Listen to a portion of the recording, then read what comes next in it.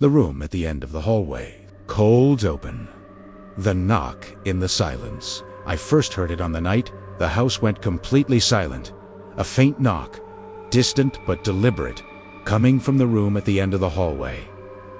Not my bedroom door, the other one.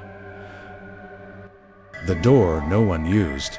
The door I didn't remember ever opening. I told myself it was pipes, or the old wood settling, or maybe the wind sneaking through the walls. But then it knocked again. Slow, patient, like it already knew I was listening, and like it knew I was afraid to answer. The room at the end of the hallway, normal life. The hallway, that feels too long. I moved into this apartment 3 months ago.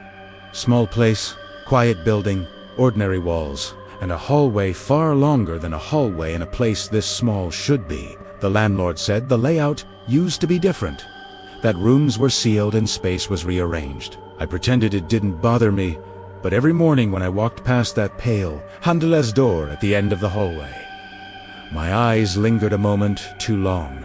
It didn't look like a door someone closed, it looked like a wound someone painted over. Subtle disturbance, little things out of place. My life should have been simple. Work, dinner, sleep. But little things began slipping. I'd find my keys somewhere, I didn't remember leaving them. The hallway lights would be on, even though I knew I turned them off. Some nights I woke up, standing barefoot in the hallway, staring toward that door in the dark, as if I had been walking there in my sleep. As if something was guiding me. And each time the hallway felt just a little longer, and the door felt just a little closer.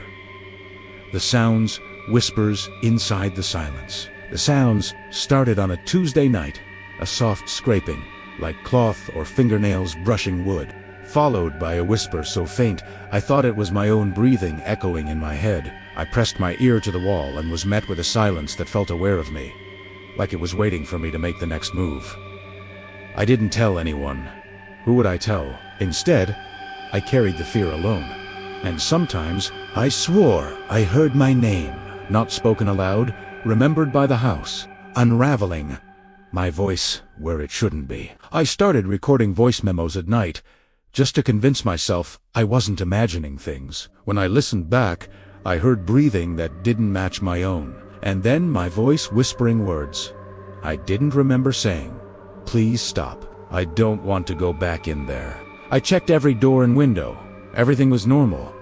But the hallway somehow felt longer in the morning, as if the building stretched while I slept, as if the walls inhaled my fear.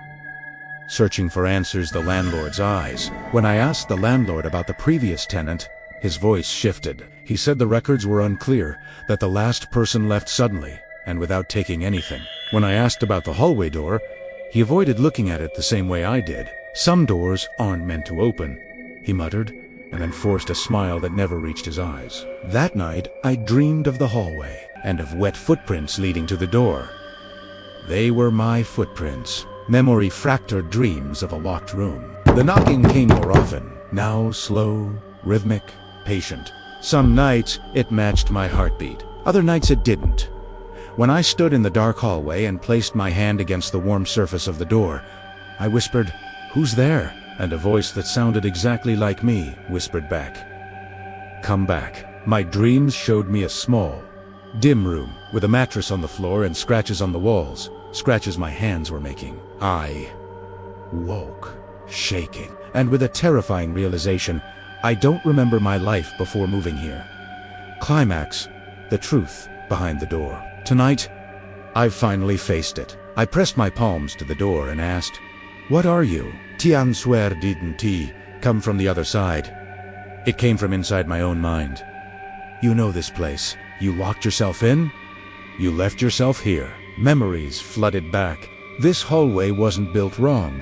It was built around a room I had once hidden in. A room where I walled off the part of myself that couldn't face the world.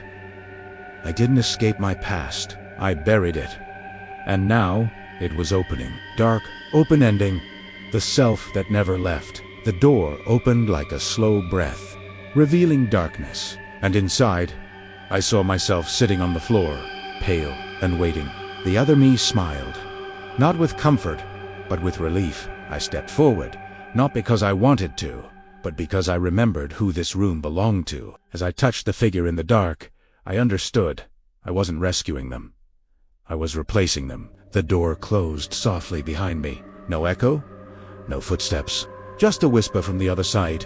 "You'll forget again." And as the darkness swallowed me, I realized I already had. Because I no longer knew which one of us was inside, and which one was walking away.